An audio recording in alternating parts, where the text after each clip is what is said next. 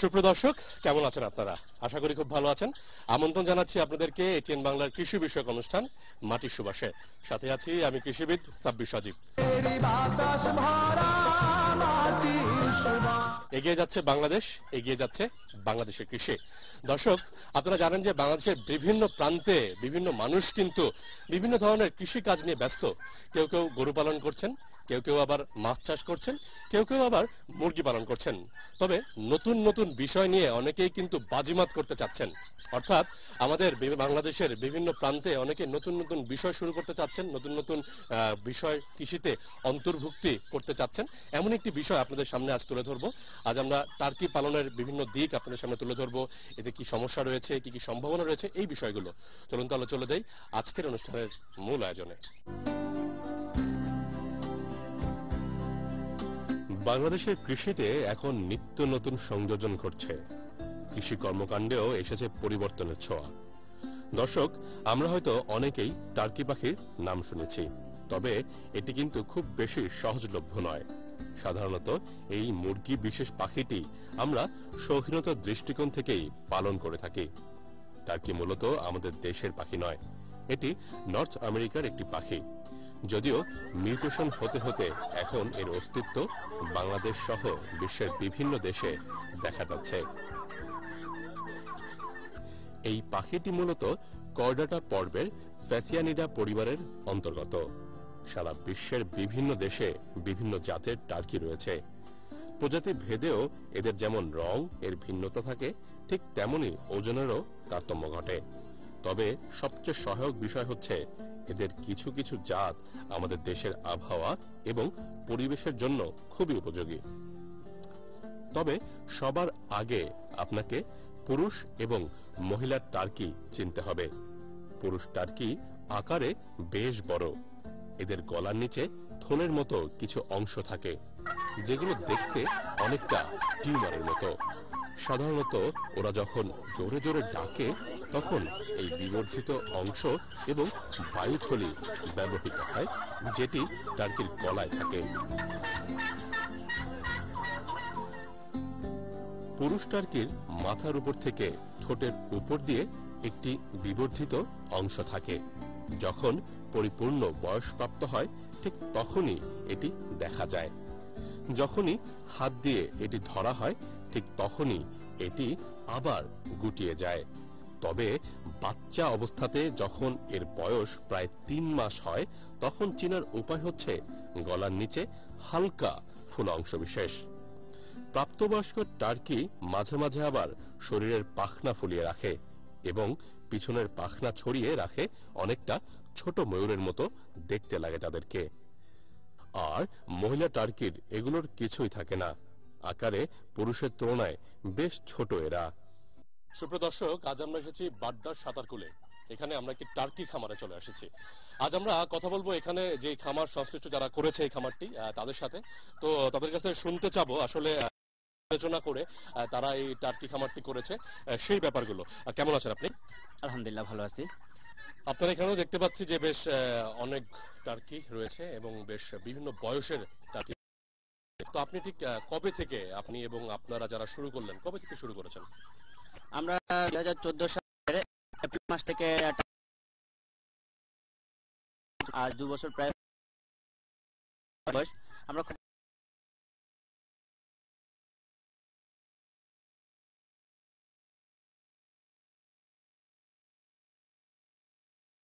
বিক্রয় হয়ে থাকে, কমে কমানো বাড়ে এবং প্রতি মাসে আমরা 500 বাচ্চা ফুটাতে পারি। যে বিভিন্ন মানুষ কিন্তু কেউ গবাদি পশু পাচ্ছে, কেউ বা ব্রয়লার মুরগির দিকে যাচ্ছে বা মাছ চাষ করতেছে। তো আপনি ঠিক বা আপনারা কোন দিক বিবেচনা করে এই টার্কি খামারের দিকে ছুটে আসলেন? এক্ষেত্রে বলা যায় আমি আগে প্রবাসী ছিলাম, সুদীর্ঘ 8 বছর দুবাইতে ছিলাম, একটা মেকানিক্যাল কোম্পানিটা ডিজাইনার হিসেবে ছিলাম, এখনো হই। তো যখন দুবাই থাকাকালীন অবস্থায় আমি টার্কিটা সম্পর্কে পরিচিত হই।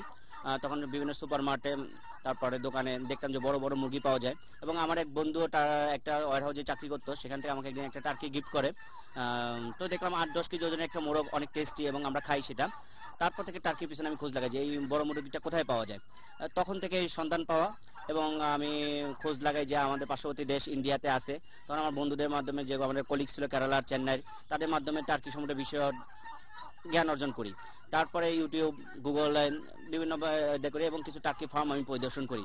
সেটা দুবাইতে করি, ইন্ডিয়ায় করি। এরপরে আমি বাংলাদেশে আসার পরেই আমি মশিউর ভাই, শাহিন ভাই সবাই মিলে একটা উদ্যোগ নিই যে আমরা যদি টার্কি খামারটা করি কেমন হয়। তখন বাংলাদেশ কৃষি বিশ্ববিদ্যালয়ে আমরা যাই। কৃষি বিশ্ববিদ্যালয়ে যাওয়ার পর ওখানে কিছু টার্কি দেখি।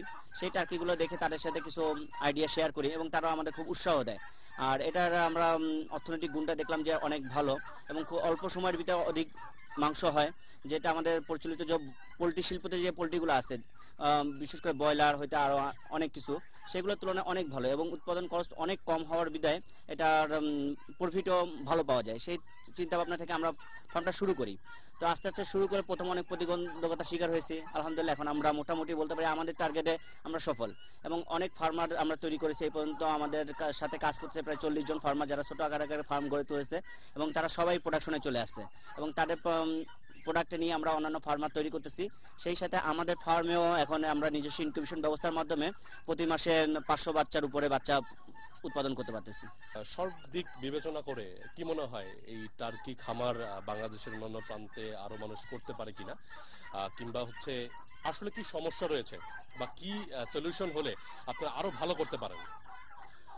সেক্ষেত্রে বলা হয় যে টার্কি খামারটা করা খুবই সহজলভ্য এবং খুব বেশি যে মুনাফা ইনভেস্টমেন্ট দরকার হয় তা না। অল্প ইনভেস্টমেন্ট করে কিন্তু টার্কি খামার গড়ে তুলতে পারে এবং এখানে সবচেয়ে বড় সুবিধা হলো আমাদের কাছে আমরা যে ব্রয়লার কিংবা লেয়ার অন্যান্য মুরগিগুলোর খামার করি, সেগুলো প্যারেন্টস স্টক সাধারণ খামারিদের কাছে নেই। বড় বড় খামারিদের কাছে সেগুলো থাকে, ওখান থেকে আমরা বাচ্চা আনতে হয়। তারা বাচ্চা দাম বাড়ায় দিলে বেড়ে যায়, আবার কমাইলে কমে, তারপরে মার্কেটটা নিয়ন্ত্রণ করে দামের ক্ষেত্রে। টার্কির ক্ষেত্রে তো সম্পূর্ণ ডিফারেন্স। এখানে আপনি নিজে বাচ্চা উৎপাদন করবেন এবং সেই বাচ্চা বড় করবেন, সেই ক্ষেত্রে মার্কেটিং করবেন এবং খাদ্য উৎপাদন কস্ট অনেক কম। এরা গ্রিন, যেহেতু সবুজ ঘাসপালা এবং তৃণভোজী, তার জন্য দেখা যায় কচুরি পানা, কলমি শাক এবং সবজি যেগুলো এমনি এমনি হয়ে যায় সেগুলো দিয়েই খেতে পারে। আর বাংলাদেশে অনেক পতিত জমি পড়ে আছে, অব্যবহৃত জমি পড়ে আছে, বিশেষ করে ঢাকায় দেখা যায় অনেকে, আমরা যেমন একটা প্লটে করছি, এই প্লটটায় কোনো ঘর বাড়ি নাই, ইয়ে এরকম পড়ে আছে, অনেক জমি পাওয়া যাবে। এই পতিত জমিগুলো যদি আমরা উদ্যোগ নিয়ে, আমরা তরুণ যুবকরা যদি উদ্যোগ নিয়ে করতে পারি, তাহলে টার্কি খামার একটা সম্ভাবনাময় হয়। আর যেহেতু খাদ্যটা সহজলভ্য এবং রোগ প্রতিরোধ ক্ষমতা ব্যাপক এবং রোগবালাই হয় না বললেই চলে এবং সংক্রামক ব্যাধি সহজে এটা আক্রমণ করে না, সেই ক্ষেত্রে আমাদের দেশের আবহাওয়াতে এটা খুব মানানসই এবং লাভজনক হতে পারে এবং যারা এই পর্যন্ত করেছেন কেউ লসে নেই, সবাই লাভবান আছেন। সাধারণত টার্কি দুই ভাবে পালন করা হয়। একটি হচ্ছে ঘরের মধ্যে বদ্ধ অবস্থায়, আর আরেকটি হচ্ছে খোলা জায়গায় মুক্ত অবস্থায়। ঘরের মধ্যে বদ্ধ অবস্থায় পালতে হলে খেয়াল রাখতে হবে যাতে পর্যাপ্ত পরিমাণে আলো বাতাসের ব্যবস্থা থাকে। তাছাড়া টার্কিকে নিয়মিত সবুজ খাবার ও দানাদার খাবার দিতে হবে। সবুজ খাবার হিসেবে কচুরিপানা বা হেলেঞ্চা দেওয়া যেতে পারে, যা ধারালো কিছু দিয়ে কেটে কেটে টার্কিকে দিতে হবে। টার্কির মোট খাবারের 50% এই সবুজ খাবার দিতে হবে। সাধারণত এই সবুজ খাবার, যেগুলো হচ্ছে কচুরিপানা বা হেলেঞ্চা, এগুলো কাটার পর জীবাণুনাশক দিয়ে ধৌত করে নিতে হবে, তারপর পাখিকে দিতে হবে খাওয়ার জন্য।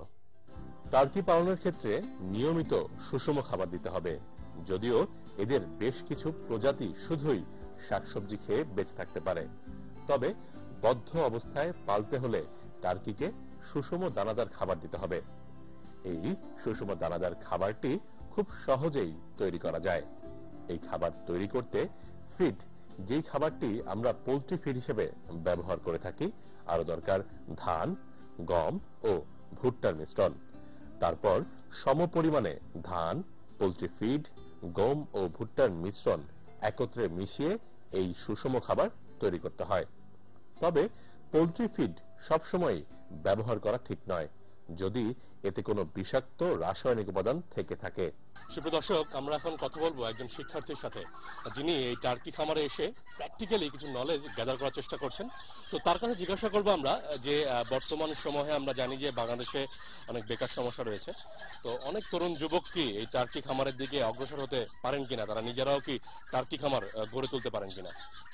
হ্যাঁ, আসলে এটা টার্কি খামারটা অনেক সুন্দর। আমি আসলে অনেক দূর থেকে আসছি এটা শিখতে। আমি আসলে বাংলাদেশে অনেক ধরনের খামার আছে, তো সেই খামারগুলো দেখছি, এগুলো দেখছি তাদের থেকে অনেক ডিফারেন্ট। এই মুরগিগুলার মানে টার্কিগুলার অসুখ ব্যাধিগুলা কম, ঠিক আছে। এদের এই জন্য আসলে অনেক ভালো লাগছে। বাংলাদেশের যত বেকার যুবক ছেলে আছে, আমি মনে করি তারা যদি এটা করে তো লাভবান হবে। আপনার কি মনে হচ্ছে, আপনি তো এখানে বেশ কতদিন ধরেই প্র্যাকটিক্যালি শেখার জন্য কাজ করছেন, জি জি তো আপনার কি মনে হয় আপনি নিজে শুরু করতে পারবেন?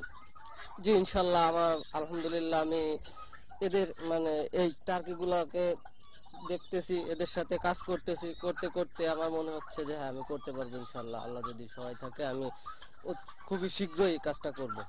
টার্কি পালনের আরো একটি উপায় হচ্ছে মুক্ত অবস্থায় পালন। এতে একটি সুবিধাও আছে, যা হলো টার্কি মুক্তভাবে ঘুরে ফিরে ঘাস, সবুজ সবজি খেতে পারে। তবে এর অন্যতম একটি অসুবিধা হলো এরা মুক্ত অবস্থায় থাকাকালীন বিশেষ করে পুরুষ টার্কিরা বেশ মারামারি করে। এরা একে অন্যের সাথে এমনভাবেই মারামারিতে লিপ্ত হয় যাতে করে অনেক সময়ই আহত হয়ে যায়। তবে যেই পুরুষ টার্কি জয়লাভ করে সেই জন যেন এলাকার রাজা হয়ে যায়।